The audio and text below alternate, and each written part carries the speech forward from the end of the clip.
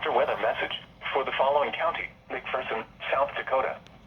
Blizzard warning remains in effect until 7 p.m. Central Daylight Time or 6 p.m. Mountain Daylight Time this evening. What? Blizzard conditions.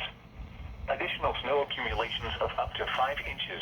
Wow. Winds gusting as high as 50 miles per hour. Where? Corson, Campbell, and McPherson counties. When? Until 7 p.m. Central Daylight Time or 6 p.m. Mountain Daylight Time this evening. Impacts. Plan on slippery road conditions. Patchy blowing snow could significantly reduce visibility. The hazardous conditions could impact the evening commute. Travel should be restricted to emergencies only. If you must travel, have a winter survival kit with you. If you get stranded, stay with your vehicle. The latest road conditions can be obtained by calling 511.